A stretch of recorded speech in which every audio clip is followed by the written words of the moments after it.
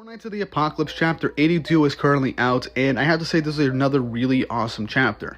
Now you're probably wondering why the audio sounds kind of different, and that's because I've been having problems with my real microphone that I've been using for my recordings. For some reason, audio keeps dropping, so I'm kind of using my phone to record at this point. I don't know if it sounds bad or anything, so we'll see how it goes, so please bear with it for the time being until I can get things figured out or get a new microphone. But with all that out of the way, let's get right into the Four Nights of the Apocalypse, Chapter 82, right after that intro.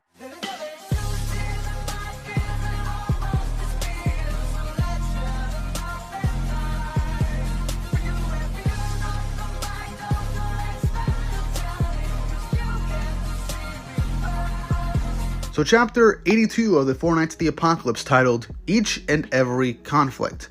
This was a good chapter, and we're just going to start right off. An is waking up and going for a morning walk, talking about how she was basically exhausted from yesterday. As we all know, all of Team Percival were kind of fighting the Dark Talismans. They had all of that along with the Dolphler stuff, and now everything going on in Leonis, which is all in one single day, so they were completely exhausted. But as An is walking around, she ends up noticing somebody training off in the courtyard, and it turns out to be Isolde. An calls out to her, and the two of them begin walking and having a chat. As Isolde is saying how she can't really let a day go to waste for her, as she does have the duty to protect Tristan. As An thinks that it is incredible, but Isolde kind of doubts herself as she has no merit beyond getting herself in shape.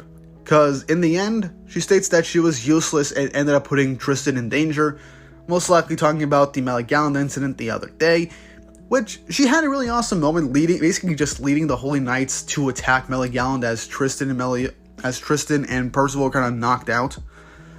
But An then notices that Isolde doesn't have her trademark ribbon on her, as Isolde just says it got tattered in the battle the other day. But it's fine, she doesn't think it suits her anyway. As she goes on to say, she's kind of used to hearing it from people for a long time now, that there's no point in a large girl like her to bother with fashion. An considers those people jerks, as Isolde kind of stops in her track and says, but he was the only one who was different. He gave me that ribbon saying, I think this suits you. As she breaks down crying, saying that that's why if another man takes my chastity away, even if I lose my right to love Tristan, as long as I can continue to fight for him, that will be enough. So she's feeling frustrated and kind of still holding on to that weird misunderstanding from the other day, which is kind of funny. Also, really quick, I think Isolde kind of looks like Elizabeth, because I think she's wearing the exact same type of outfit that Elizabeth was wearing in the first chapter of the Seven Deadly Sins when we first met her. It's kind of interesting. But I like how this kind of paints the fact that Isolde wants a relationship with Tristan. And I think Tristan, based on how he was acting when Isolde got hurt, he is kind of maybe developing feelings for her. So we might actually be getting a real, normal relationship in this series.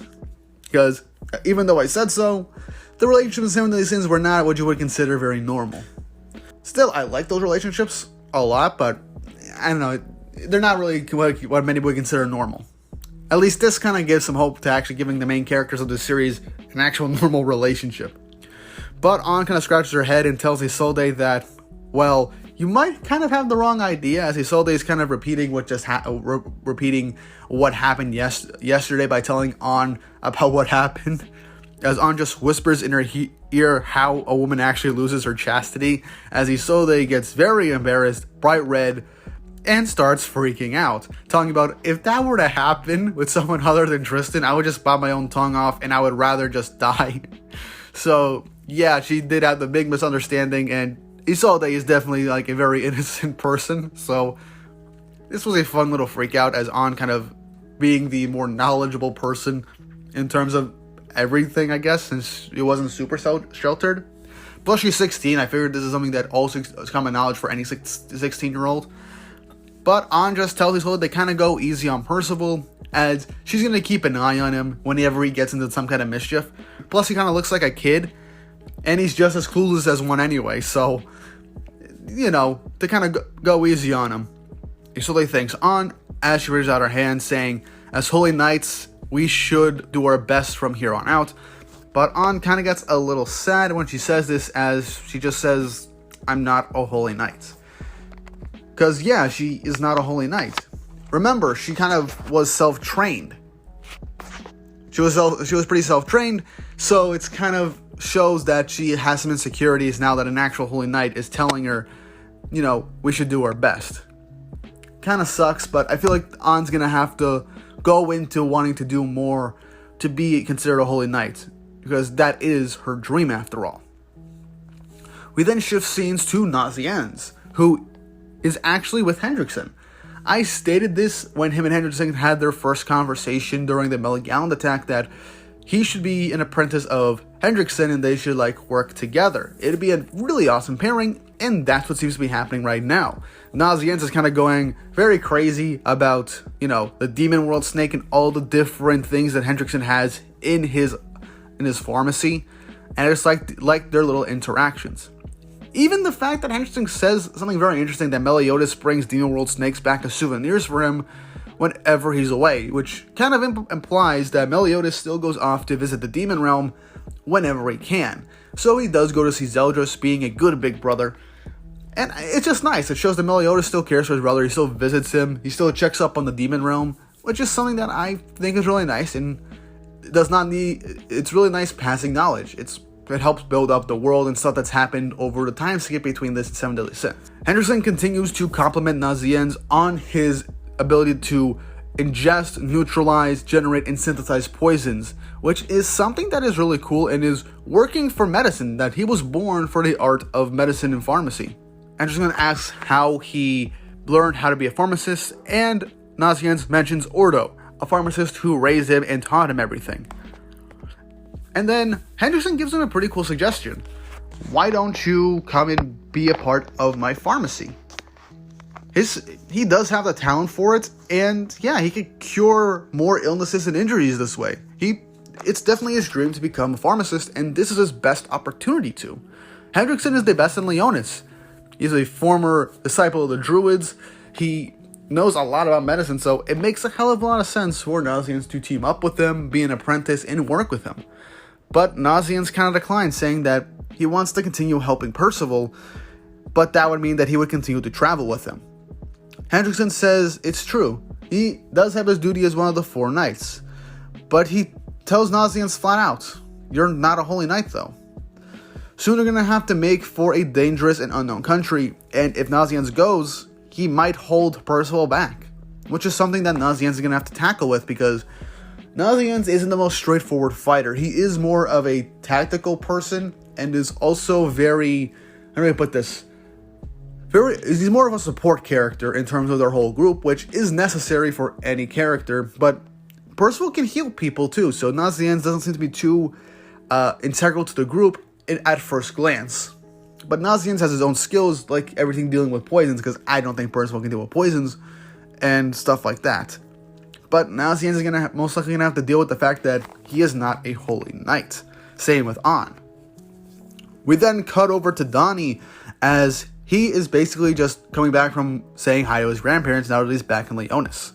It's a nice wholesome moment for Donnie as he's visiting his family. I like it. He then gets called out by Chion and Jade, wondering what he's doing in the Grand Holy Knight's parents' house, thinking that, wait, are you going to rob them or something? As Donnie just says, no, why the hell? Isn't it natural for a grandkid to visit his grandparents, as then they look over at each other and then they realize Donnie is Hauser's nephew, the one from the rumors. That because he ran off, he goes off on a tirade talking about how Donnie ran away after only a month, and it was just 3 days. He ran away from 3 days, and he couldn't handle the training after 3 days and ran away. Donnie getting embarrassed and flustered over all this, and Chion continues to berate him and mock him, being like, hey, you want to do a trick? Do a trick, here, use my staff for this trick. But Donnie is like, yeah, it's just like you said. Till now, I always suited myself with getting teased by guys like you. You satisfied? And Chion's like, what the hell? And then he starts to, maniacally laugh and bluster over him. And he's like, wait, you're going to take that pipsqueak Percival or whatever and vanish from the kingdom while you're still alive? The thought of Tristan and I being put on the same rank as some country hick and his deadweight sidekick makes me want to, as he is insulting Percival and the gang, gets pulled up and brought towards Donnie because, his magical power is actually telekinesis. So, that shocks Xion and Jade. I want Donnie to punch this son of a bitch so hard in the face that he does not mess with our crew. I really do not like this character. I hate him. I really want him to get punched in the face for once by someone. But yeah, their information was basically out of date. And she was like, what? You want to take on me, a holy knight, even though you're just some half-wit who wasn't even an apprentice anymore? But Donnie says, listen real good, you angsty seaweed-headed bastard. I ain't ever letting anyone make fun of Percival. So Donnie has every right now, in my book right now, to keep punching Xion in the face. He wants to punch Xion in the face so bad, but he is the bigger person in the situation and lets him down, saying that he's not going to be dead weight. But then they're called off to just stop what they're doing by Gil Thunder, who shows up right in the nick of time to kind of defuse the situation, as he greets Donnie, saying that it's been a while and that he looks better than when he last saw him. Gil Thunder still being a wholesome dude. Really nice guy. Thank you, Gil Thunder, for coming in. He goes on to tell Donnie that His Majesty Meliodas has summoned him, and even Gil Thunder doesn't know why, but that he should probably go on, and his friends are probably going to be meeting him there. Donnie runs off to try and go meet up with his friends and head towards the castle, as Gil Thunder walks up to Xion asking what was he doing with Donnie just now. Xion then goes on to say, and lie, saying that we were just making small talk. Gil Thunder glares at him with a disapproving look, as Xion's like, it's the truth, father. So Gil Thunder is Xion's father. I did not expect that, which I don't know who else could be someone else's kid, so that's something to think about. Still, I did not expect that, and I don't know how to feel about it. Gil Thunder is one of the nicest guys around, one of the most wholesome people in the world, so it's hard to believe that his son is like so egotistical, angsty, and kind of self-centered. Then again, it could just be him growing up as kind of like a holy knight in a holy knight household, and just getting a huge-ass ego. There might be some reason behind it, or just Xion is just an asshole. But the chapter ends with Team Percival meeting up and getting ready to head over to the castle to meet the king himself. This chapter ends with that final panel with everyone kind of going, oh, we're going to meet the king, I'm sleepy, I'm tired. It's a nice, wholesome page to end off the chapter. Overall, this is a really nice chapter. I enjoyed it. We got some nice moments with Team Percival, with Percival not around, interacting with different characters with Isolde, because, they're both the only female characters in each of their respective groups, and they might end up getting a romance with their leader somehow, if that is to be believed. Isolde and Tristan, I fully believe, are going to end up together. It kind of feels right, but I want to see more of those two together and building up their relationship.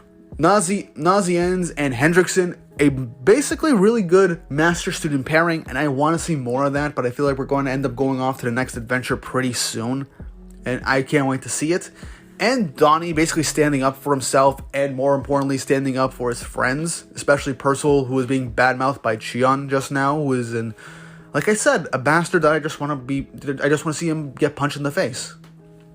I like how Jade, despite kind of playing along a little bit, tries to get Xion to stop, as he can tell that Xion is going too far with everything. Jade just seems like a pretty chill dude all in all, but, he can't kind of go along with him for too long. Overall, really nice chapter. I enjoyed it, and I liked that Gil Thunder actually has some relation to Xion to an extent. I want to see how Xion became so egotistical compared to how Gil Thunder is right now, because he's just been humble his whole life. But we'll see what happens. I'm excited because next chapter we're definitely going to get some maybe additional lore and stuff about the world of Four Knights of the Apocalypse. I can't wait to see it. I can't wait to see what we're going to do with the next adventure. But what do you guys think? Leave your thoughts and opinions down in the comment section down below. What do you think of all the interactions this chapter? What do you think is going to happen next? Let me know. And once more, don't forget to like and subscribe and hit the notification bell for updates on future videos. It really does help, and it shows that you guys enjoy the Fortnite's content on this channel and want me to continue doing so, as I do enjoy making the Fortnite's content on this channel. But with all that said and done, I hope you guys enjoyed the video, and I hope you all have an awesome day.